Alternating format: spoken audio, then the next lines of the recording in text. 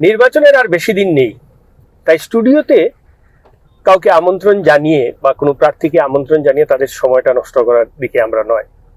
তাই আজ মতামত অনুষ্ঠানে স্টুডিও থেকে আমি বেরিয়ে এসেছি। আর এই মুহূর্তে আমার মতামত অনুষ্ঠানে আমার সঙ্গে রয়েছেন শিলচরের কংগ্রেসের প্রার্থী অভিজিৎ পাল। আপনারা দেখেছেন এই কয়েকদিনে অভিজিৎ পালের যে পদযাত্রা বা যেভাবে নির্বাচনী প্রচার যে তুঙ্গে উঠেছে, সেই সমস্ত বিষয়ে অভিজিতের সঙ্গে আমরা এই গাড়িতে বসে বসে কিছু সময় কথা বলবো আর আপনারা শুনবেন। নমস্কার অভিজিৎ বাবু। নমস্কার। কারণ আমরা জানি আপনার অনেক ব্যস্ততার সময় রয়েছে, যে স্টুডিওতে গিয়ে আপনার 1 ঘন্টা বসা মানে অনেক ক্ষতি হয়ে যাবে, তাই আমরা এই চিন্তা করি আপনার সঙ্গে এই গাড়িতেই একটা ইন্টারভিউ করতে যাচ্ছি। আচ্ছা অভিজিৎ বাবু, বেশ কিছুদিন হয়ে গেল, সকাল থেকে রাত আপনার জোরদার প্রচার, কি দেখছেন, কি সাড়া পাচ্ছেন? দেখুন, আমি যেভাবে শিলচরের মানুষ এবার আমাকে আশীর্বাদ দিচ্ছেন, ভালোবাসা দিচ্ছেন, মানুষ যেভাবে আমাকে ডাকছেন যাওয়ার জন্য, আমি দুঃখিত যে এবারে নির্বাচন কমিশন খুব স্বল্প সময় দিয়েছেন নির্বাচনের দিন ঘোষণা থেকে নির্বাচন অবধি। সেই স্বল্প সময়ের মধ্যে শিলচরের 2,11,000 ভোটার আছেন এবং প্রায় মানে বিরাট অঞ্চল।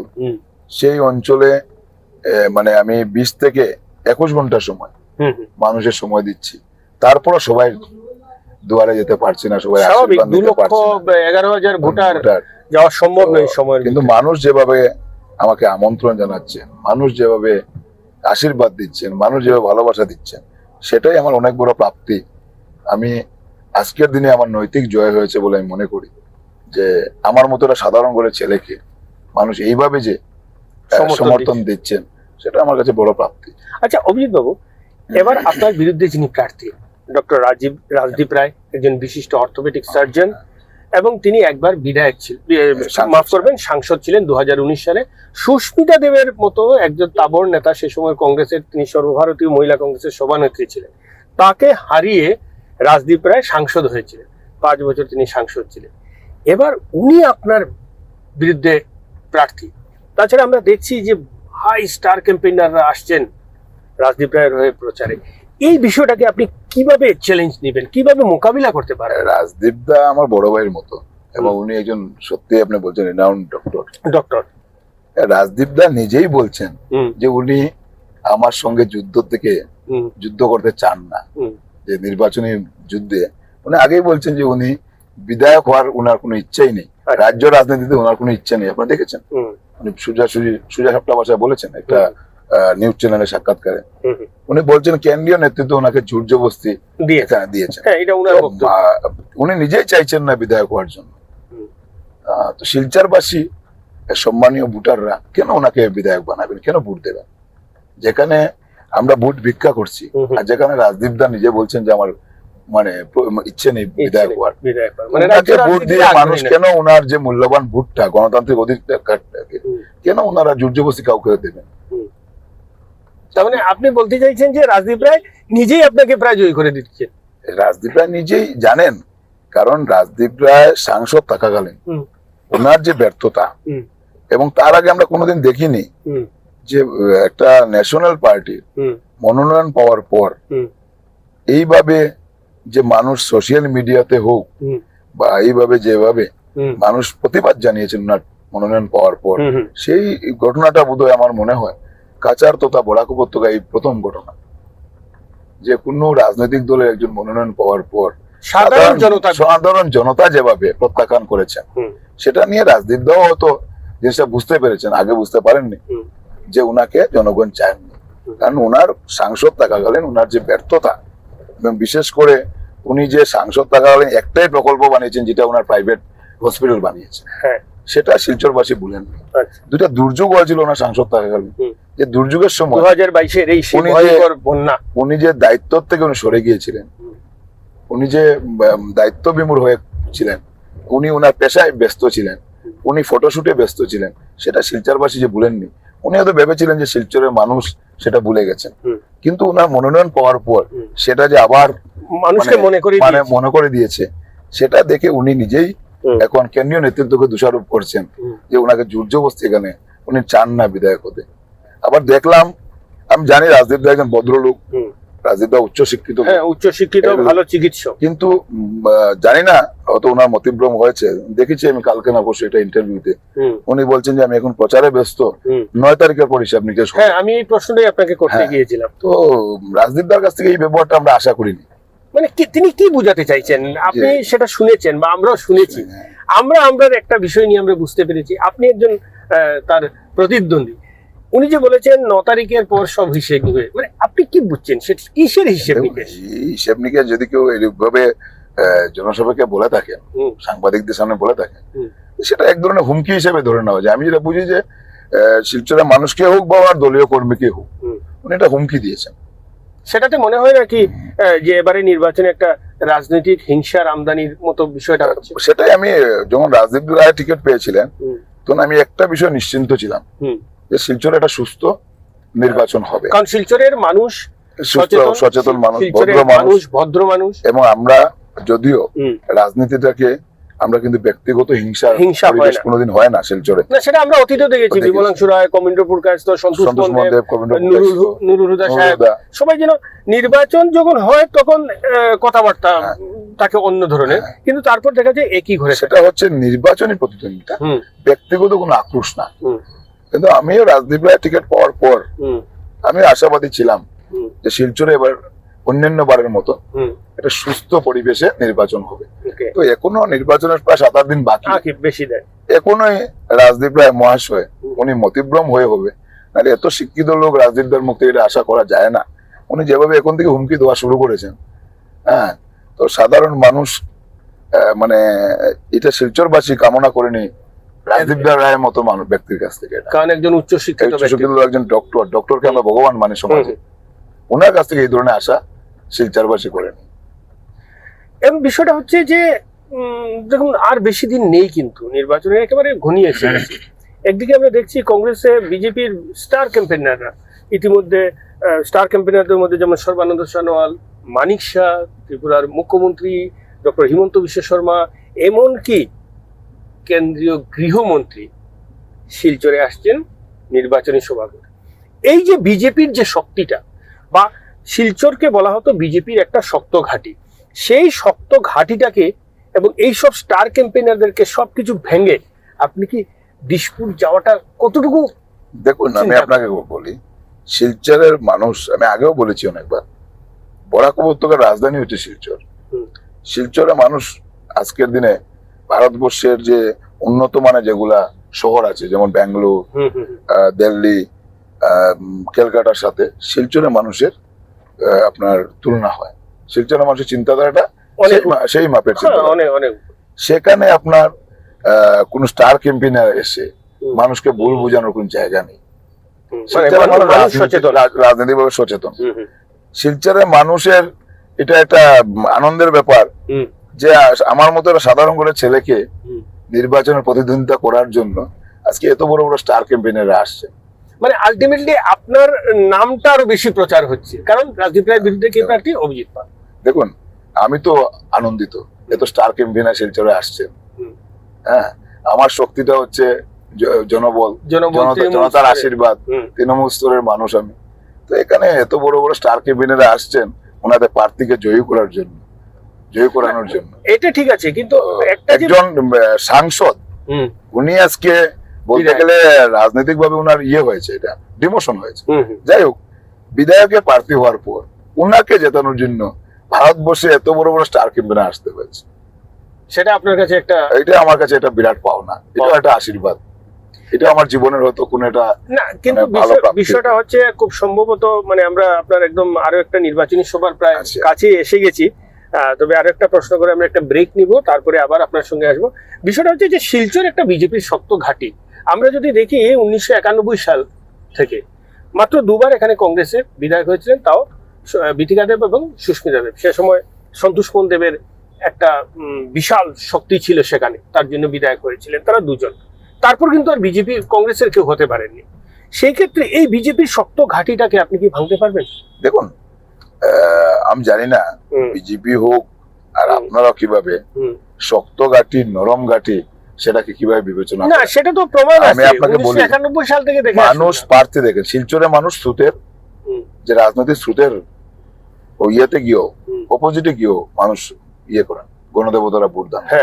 আপনারা দেখবেন 2014 ইংরেজিতে যখন নরেন্দ্র মোদীজির গোটা ভারতবর্ষে এটা হাওয়া একটা জোয়ার ছিল, সেই জোয়ারের মধ্যে শিলচরের মানুষ সুস্মিতা দেবকে জয়ী করেছিলেন সাংসদ হিসেবে। শিলচরের মানুষ সবসময় এবং পরাজিত করেছিলেন কমিন্ডপুর কাস্তের মতো আবর একজন নেতা, বর্ষিয়ান বিজেপি নেতাকে। তো শিলচরের মানুষ কিন্তু সচেতন ভোটাররা চিন্তাধারা করে ভোট দেন, যোগ্য প্রার্থীকে ভোট দেওয়ার চেষ্টা করেন। শিলচরের মানুষ কিন্তু স্টার ক্যাম্পেইনার দিয়ে, আর কেউ যদি ভাবেন এটা মিরাশি পাট্টা, সেটা ভুল হবে। শিলচরের মানুষ সবাই কিন্তু না, আপনার কথায় মনে হচ্ছে যেন নিজেরা যে প্রার্থী তিনি যোগ্য প্রার্থী নয়, কি বিজেপির প্রার্থী? বিজেপি প্রার্থী নিজেই বলছেন যে উনি উনার নামে ভোট চাওয়ার উনার অধিকার নেই। উনি বলছেন নরেন্দ্র মোদী যে হাত শক্ত করতে পদ্ম ফুল চিহ্নে ভোট দিন। একবার বলেছেন কোথাও যে আমি ডক্টর রাজদীপ রায় 5 বছর সাংসদ ছিলাম, আমি এই উন্নয়নমূলক কাজ করেছি বা এটার জন্য আমি লোকসভাতে আওয়াজ তুলেছি, এবার আপনারা আমাকে বিধায়ক বানান, আমি আরো 5 বছর এই কাজ করব। সেটা কোথাও শুনেছেন আপনারা? আমি তো শুনিনি। নির্বাচন সভায় উনি বলেছেন নরেন্দ্র মোদী যে হাত শক্ত করতে ওনাকে বিধায়ক বানানোর জন্য। আমি মানলাম যে লোকসভা নির্বাচন যদি হতো তাহলে হয়তো প্রধানমন্ত্রী প্রার্থী যিনি থাকেন ওনার নাম দিয়ে হয়তো যে এক একটা আসন দিয়েই একটা সংখ্যাগরিষ্ঠতা হয়, কিন্তু এখানে বিধায়ক নির্বাচন চলছে, রাজ্যের নির্বাচন চলছে, উনি বলছেন নরেন্দ্র মোদী যে হাত শক্ত করে। শিলচরের মানুষ তো বোকা নয়। এখানে যিনি বিধায়ক হবেন ওনার কাজ হচ্ছে শিলচরের জমাজলের সমস্যা নিরসন করা, এখানে যিনি বিধায়ক হবেন ওনার কাজ হচ্ছে ট্রাফিক সমস্যা সমাধান করা, এখানে যিনি বিধায়ক হবেন ওনাকে মানুষের যদি কোনো দুঃখ দুর্দশা, ড্রেনের অপরিষ্কার বা রাস্তা ভাঙ্গা, সেগুলা নিয়ে মানুষ বিধায়কের বাড়িতে যাবেন বা বিধায়ককে আমন্ত্রণ জানাবেন। ঠিক আছে, সেখানে মানুষ নরেন্দ্র মোদীজিকে কোথায় পাবেন বলুন তো? ঠিক আছে অভিজিৎ বাবু, আমরা আপনার আরো একটি নির্বাচনী সভার সামনে এসে গেছি। হ্যাঁ, আপনি আবার যখন নির্বাচনী সভাটা শেষ হবে তখন আমরা এই গাড়িটি যাত্রাপথে, আপনার যে রাত্রের যে নির্বাচনী প্রচারের যাত্রাপথে আমরা আরো কিছু কথা রয়েছে সেগুলো আপনার কাছ থেকে শুনবো। আপাতত আপনি আপনার নির্বাচনী প্রচারটা সেরে নিন, তারপর আবার আমরা আপনার সঙ্গে আলোচনায় আসবো। কিছুক্ষণ আগে আমরা গাড়িতে বসে ইন্টারভিউ করেছিলাম এবং এই মুহূর্তে তিনি একটি জনসভা সেরে আবার আমার সঙ্গে গাড়িতে উঠেছেন। আপনারা দেখেছেন যে জনসভায় তার কিভাবে সাড়া রয়েছে, মানুষের কিভাবে সাড়া রয়েছে এবং মানুষ বলছে এবার একটা পরিবর্তন চাইছে। অভিবাবু, এইমাত্র আপনার একটা জনসভা শেষ হয়েছে, এখানে আমরা দেখেছি যে মানুষ চাইছে একটা পরিবর্তনের। এটা আপনি কতটুকু আশাবাদী সেই পরিবর্তনটা আসলে বাস্তবে থাকবে? মানুষ পরিবর্তনের জন্য মানুষ সিদ্ধান্ত নিয়ে নিয়েছে, শুধু নির্বাচনের দিনের জন্য অপেক্ষায় আছে মানুষ। আচ্ছা, আজকের দিনে যদি আমরা শিলচর শহরটাকে দেখি, আমরা দেখেছি বিগত দিনের বিধায়ক ছিলেন দীপায়ন চক্রবর্তী, 5 বছর বিভিন্ন ধরনের উন্নয়নমূলক কাজ হয়েছে এবং দেখেছি প্রত্যেকটা কাজ যখন হচ্ছে তখন আপনি মাঠে গিয়েছেন, বিভিন্নভাবে অবজেকশন দিয়েছেন বা বিভিন্ন প্রতিবাদ করেছেন। তো আপনার কি মনে হয় যে কাজটা শিলচর শহরে গত 5 বছরে মানে কাজের মূল্যায়নটা আপনি কি দেখছেন? দেখুন অভিজিৎ বাবু, আমি যখন কাজ চলছিল তখন আপনি দেখেছেন যে রাস্তায় নেমেও আমি অনেকবার প্রতিবাদ করেছিলাম যে কাজটা অবৈজ্ঞানিক পদ্ধতিতে চলছে, কাজের মধ্যে দুর্নীতি চলছে, সেটা নিয়ে অনেকবার আমি প্রতিবাদ করেছি। তখন অনেকে বলেছিলেন যে আমি বিরোধী দল হিসাবে সব উন্নয়ন কাজে আমি বাগড়া দিচ্ছি, উন্নয়নের কাজে আমি প্রতিবাদ করছি। আমি তখনও বলেছিলাম যে 5 বছর সম্পন্ন হওয়ার পর যে একটা কাজও সম্পন্ন হবে না। যাই হোক, এখন তো ওনাদের দলের যিনি প্রার্থী হয়েছেন সাংসদ, প্রাক্তন সাংসদ রাজদীপ রায়, উনি বলে দিয়েছেন যে বর্তমান যিনি বিধায়ক সেই বিধায়কের রিপোর্ট কার্ডটা খারাপ ছিল, সেই জন্য ওনাকে দলীয়ভাবে মনোনয়ন দেওয়া হয়নি। তার মানে আমার কথাটা আজকে যিনি প্রার্থী প্রাক্তন সাংসদ সেটাকে স্বীকার করেছে না। কিন্তু বিষয়টা হচ্ছে, ধরুন আপনি শিলচর বিধানসভা কেন্দ্র থেকে আপনি জয়ী হয়ে গেলেন, জনগণ আপনাকে আশীর্বাদ দিয়ে দিলেন, আপনি দিশপুর চলে গেলেন, কিন্তু এই মুহূর্তে যে অর্ধসমাপ্ত কাজগুলো রয়েছে সেটা কি যদি আপনার বিরোধী সরকার যদি সেখানে থাকে সেই কাজগুলো আপনি করাতে পারবেন কি? আপনি আদায় করে, ধরুন বিজেপি সরকার আবার পুনরায় সরকার গঠন করে নিল, আপনি বিরোধী আসনে বসে রইলেন, সেখানে কি আপনি পারবেন সেই কাজটা আদায় করে আসতে? আপনার মনে আছে যে আজকে যিনি রাজদীপ রায় প্রার্থী, ওনার যে পিতা স্বর্গীয় বিমলাংশু রায়, উনি কিন্তু 2 বার মানে বিরোধী দলের বিধায়ক ছিলেন।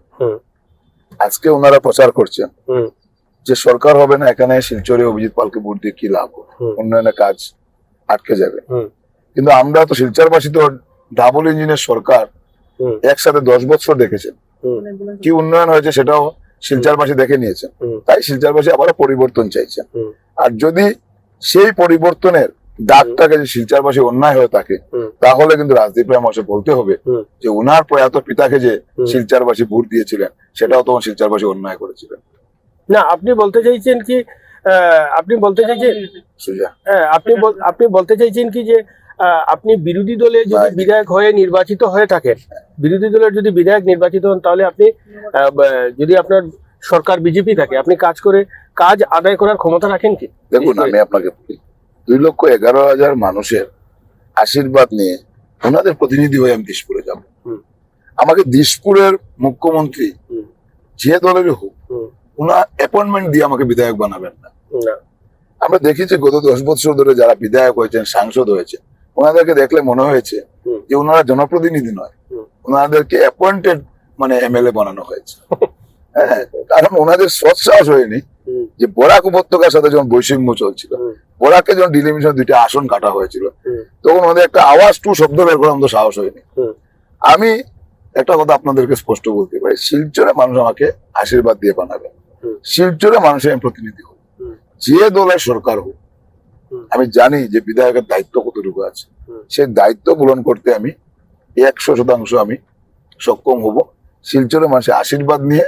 এবং আজকেও যেভাবে শিলচরবাসী সমর্থন করছেন, হুম। তখন আমি শিলচরবাসীর সমর্থন নিয়ে, সুপরামর্শ নিয়ে হুম। শিলচরের উন্নয়ন আরো ডাবল হবে, সেটা আপনি দেখবেন। একটা বিষয় এই মুহূর্তে যে নির্বাচনী যে বাজারটা রয়েছে, যে সেখানে একটা অভিযোগ উঠছে আপনার বিরুদ্ধে যে আপনি আসাম সরকারের এক মন্ত্রীর খুব ঘনিষ্ঠ, এবং আপনার টিকিট পাওয়ার ক্ষেত্রেও নাকি এইভাবে একটু কারুকার্য হয়েছিল, যার জন্য আপনাকে টিকিট দেওয়া হয়েছে। বা হয়তো আপনি যদি এখান থেকে জয়ী হন, তাহলে হয়তো আপনি কমলাক্ষ দেবের উত্তরসূরি হতে পারেন। উনিও যেভাবে দলে জয়েন না করে বিজেপির হয়ে কাটিয়েছেন, সেটাও আপনি করতে পারেন, কারণ আপনার সঙ্গে শাসক দলের এক মন্ত্রীর খুব ঘনিষ্ঠ আমার সম্পর্ক রয়েছে। সবচেয়ে বেশি ঘনিষ্ঠ সম্পর্ক ডক্টর রাজদীপ রায়ের সাথে, হুম। একবারে বড় ভাই ছোট ভাইয়ের মতো। হুম। রাজদীপ রায় কি আমাকে টিকিট দিয়ে আর উনি টিকিট নিয়ে আমাকে জেতানোর জন্য আমি চেষ্টা মন্ত্রী করছেন? বলেছি, একজন না, প্রভাবশালী সেটাই মন্ত্রী। বললাম, সবচেয়ে যদি আপনি যদি ঘনিষ্ঠ বলুন, ডক্টর রাজদীপ রায় আমার দাদার মতো। হুম। হ্যাঁ, তো উনি তো আমাদের সবচেয়ে ঘনিষ্ঠ ব্যক্তি। একদম ঘনিষ্ঠতা, সুসম্পর্কটা, এটা আমরা শিলচরের যে আমাদের রাজনৈতিক যে বৈষম্য, সেটা সবসময় আছে। না, মানুষের কনফিউশন যে মানুষের আপনি confusion, কংগ্রেস থেকে জয়ী হয়ে আদৌ কি 5 বছর কংগ্রেসে থাকবেনই না, সেই দেখুন যে প্রভাবশালী মন্ত্রী যে এত ঘনিষ্ঠ, সেই ঘনিষ্ঠতার সূত্রে কি আবার গেরুয়া বসন করে নেন? দেখুন, না তো আমার বাগান আছে, না তো আমার কোনো ধরনের দুর্নীতি। আপনারা দেখবেন আমি যেটা এফিডেভিট দিয়েছি, হুম। হ্যাঁ, এই সামান্য সম্পত্তিটুকু আমার নেই, হুম। তা আমার ভয় পাওয়ার কি প্রয়োজন আছে? হুম। তো আমার কাছে সেটার কোনো প্রয়োজন নেই। যেই মুখ্যমন্ত্রী থাকবেন, যেই আমার বিধায়ক বানাবেন শিলচরবাসী, হুম। শিলচরবাসীর দায়িত্ব পালন করতে। হুম। যদি আমি জেলে যেতে হয়, শিলচরবাসীর দায়িত্ব পালন করতে যদি আমার বিধায়ক পদ পদে আমি রেডি। তবে আমার কোয়ানোর কিছু নেই। তবে আপনি কোনো দেখুন, আপোষ আমি করবেন কোনো না। রাজপুত্র নয়, না, আপনি একদম আমি সাধারণ একবার করে সাধারণ করে ছেলে। সাধারণ ঘরের ছেলে। যা পেয়েছি শিলচরবাসীর আশীর্বাদে, ভগবানের আশীর্বাদে বেশি পেয়েছি। হুম। তার থেকে আর আমার পাওয়ার কিছু নেই। সেই জন্য আমার দল বদলানোর প্রয়োজন নেই। হুম। আমি 28 বছর হুম। কংগ্রেসের যখন খুব খারাপ দিন ছিল, তখনও ছিলেন, তখন ভালো আমি সময় ছিলাম, ছিলেন। ভালো সময় ছিলাম। ছিলেন। এখন আবার মানুষ, গোটা আসামের মানুষ পরিবর্তন চাইছে। হুম। এখন আমি কেন অন্য দলের সাথে হাত মেলানোর প্রয়োজন? এখন বিজেপির মানুষ এসে হাত মিলাচ্ছে, হুম। আগামী দিনে আরো হাত মিলাবেন। হুম। কারণ বিজেপি তো নেই। আর আপনি যে বলছেন শাসক দল, বিজেপি কোথায়? হুম। দুর্নীতিগ্রস্ত কংগ্রেস হুম। আর যারা মানে প্রকৃত কংগ্রেসী, এই মধ্যে দুইটার লড়াই। মধ্যে লড়াই। মানে বিজেপির মধ্যে বিজেপি তো লড়াই নেই, বিজেপি তো নেই লড়াইতে। কেন? ওটা আসামে বিজেপি লড়াই কোথায়? কেন বিজেপি? বিজেপির আমরা যারা নেতৃত্বরা জানতাম, হুম। যারা আদর্শবান বিজেপি নেতৃত্বরা ছিলেন, হুম। যারা দিন রাত্র পরিশ্রম করে বিজেপিকে ক্ষমতায় নিয়ে এসেছিল, হুম। হুম। আদর্শকে নিয়ে হুম। অনেক ঘাত প্রতিঘাতের ফলে যারা এনেছিলেন, হুম। আজকে ওনারা কোথায়? হ্যাঁ। আজকে রমেন ডেকা বলুন, সিদ্ধার্থ ভট্টাচার্য বলুন, রাজেন গুহাই বলুন, আজকে বিজয়া চক্রবর্তী বলুন, কোনাথপুর কাছ থেকে অনেকদিন পর বাধ্য হয়ে একজন বাঙালি নেতৃত্বকে দিতে হয়, রাজ্যসভায় দেওয়া হয়েছে। কিন্তু অনেক আগে ওনাকে টিকিট দেওয়ার কথা ছিল। মিশন রঞ্জন দাস। মিশন রঞ্জন দাস বলুন, দীপায়ন চক্রবর্তীকে যদি আপনি দলীয় ভাবে যদি তুলনা করেন রাজদীপ রায়ের সাথে, তো দীপায়ন চক্রবর্তী একজন একনিষ্ঠ দলীয় কর্মী, আমরা দেখেছি ছোটবেলা থেকে উনি সন্তোষ মনদেবের ব্যক্তিত্বের সাথেও উনি ফাইট করে ওনার আদর্শ নিয়ে গিয়েছেন। আজকে রাজদীপ রায়কে আমরা কোনোদিন দেখিনি না, যে দলীয় কোনো কাজকর্মে উনি ছিলেন। উনি শুধু প্রয়াত নেতা বিমলাংশু রায়ের পুত্র হিসেবে কোনো সুযোগ পেয়েছেন সাংসদ হওয়ার, এবার আবার বিধায়ক হওয়ার টিকিট পেয়েছেন। কিন্তু দীপায়ন চক্রবর্তী উনি কিন্তু গ্রাসরুটের তৃণমূল স্তরের নিয়েছিলেন, আদর্শবান বিজেপি ছিলেন। তা আদর্শবান বিজেপি আজকের দিনে কোথায়? মানে আজকে আপনি বলছেন যে দুর্নীতিগ্রস্ত কংগ্রেসের সঙ্গে ফ্রেশ কংগ্রেসের আজকে আপনি কাটেগোড়াতে দেখেন যেখানে অনেক বিজেপি কর্মীরা আরএসএস করে 1976 78 থেকে ওনারা বিজেপি করে অনেক ঘাত প্রতিঘাত সহ্য করতে হয়েছে। তারা কিছু আজকে আপনি দেখুন ওনারা 10 জন 11 জন দাবিদার ছিলেন, তার মধ্যে শক্ত দাবিদার আমরা দেখেছি 4-5 জন ছিল। ওদেরকে বাদ দিয়ে কমলাক্ষ দেপুরকাস্ত করিমগঞ্জ থেকে এসে টিকিট কনফার্ম করে বিজেপিতে জয়েন করেছে। না, ঠিক সেইভাবে তো বিজেপি থেকে আপনারা এনেছেন কংগ্রেসে অমরচাঁদ জৈনকে। দেখুন বিজেপি থেকে যারা এসছে আজকে দল ওনাদের ক্ষমতায়, ওনারা আজকে দিনে কংগ্রেসে এসে জয়েন করছে।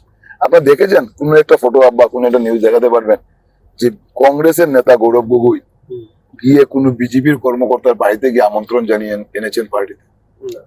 কোন দেখতে পাবেন না। কিন্তু আপনারা দেখেন যে ওখানে ওনাদের যে নেতৃত্ব, বিজেপি নেতৃত্বকে ধ্বংস করে দেওয়ার জন্য, হ্যাঁ, কংগ্রেসীদের দুর্নীতিগ্রস্ত কংগ্রেসীদের নেওয়ার জন্য মুখ্যমন্ত্রী নিজের রেড কার্পেট নিয়ে বাড়িতে চলে যান। তার মানে আপনার একটা স্পষ্ট যে আপনি এখান থেকে যে আপনার বিরুদ্ধে যে অভিযোগ উঠছে যে আপনি হয়তো বিধায়ক হওয়ার পর দল পরিবর্তন, সেই ধরনের কোনো আপোষে আপনি যাবেন না। আর আপনার আরেকটা নির্বাচন, কমলাক্ষ দেবপ্রকাশের মতো লেকচারও দেবো না যে জান থাকা সত্ত্বে আমি দল বদল করবো না। আজকের দিনে আমি আপনাকে বলছি যে যদি আপনি 28 বছরের কার্যকাল দেখে আসেন তাহলে আপনিও বলবেন যে অভিজিৎ পাল দল পরিবর্তন করবেন। আপনার আরেকটি নির্বাচনী সভা এসে গেছে আর আমাদেরও সময় শেষ হয়ে গেছে। আপনাকে আমি বলবো যে আপনি বিধায়ক যদি হন এবং শিলচরবাসীর কাছে কি প্রতিশ্রুতিবদ্ধ করবেন, খুব সংক্ষেপে যদি। দেখুন আমি শিলচরবাসীর কাছে একটা প্রতিশ্রুতিবদ্ধ, শিলচরে অনেক সমস্যা আছে, তার মধ্যে সবচেয়ে বড় যে প্রধান সমস্যা হচ্ছে আজকে সকালবেলা আমি একটা পদযাত্রা বের করেছিলাম। আমি একটা মিনিট সময় নিচ্ছি। সেই পদযাত্রাতে গিয়ে আমি দেখেছি যে এই শরৎপল্লী অঞ্চলে আজকে বের করেছিলাম, শরৎপল্লী কনকপুর অঞ্চলে সামান্য কালকে রাতে বৃষ্টিপাতের ফলে এখনো আপনার গ্রীষ্মকাল আসেন, এখনই মানুষের নালা নর্দমার জল মানুষের ঘরের ভিতর, বাচ্চারা স্কুলে যেতে পারছে না। শিলচরবাসী আজকে প্রধান সমস্যা হচ্ছে জমা জলের সমস্যাটা। আমি শিলচরবাসীর কাছে প্রতিশ্রুতিবদ্ধ, যদি আমাকে বিধায়ক বানান আমি 6 মাসের ভিতরে শিলচরের জমা জলের সমস্যা সমাধান করার জন্য সচেষ্ট হব। দ্বিতীয়ত হচ্ছে আপনার ট্রাফিক সমস্যা, বিশুদ্ধ পানীয় জল।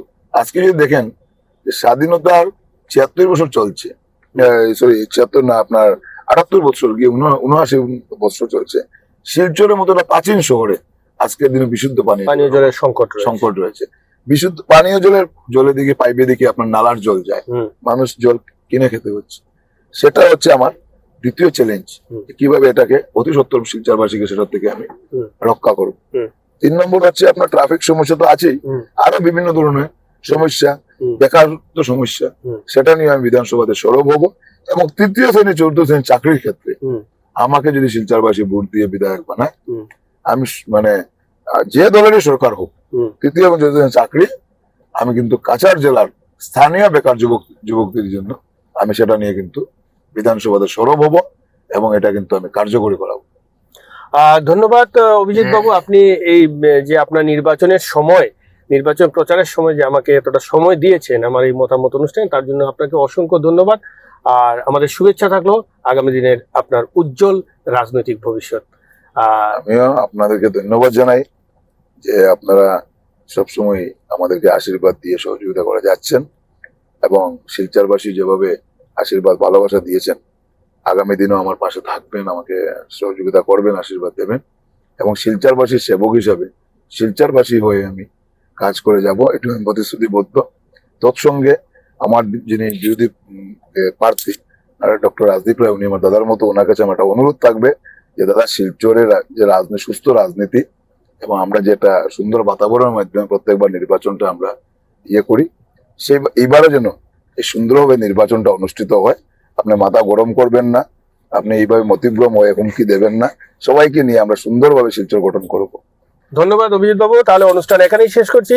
ভালো থাকুন, সুস্থ থাকুন।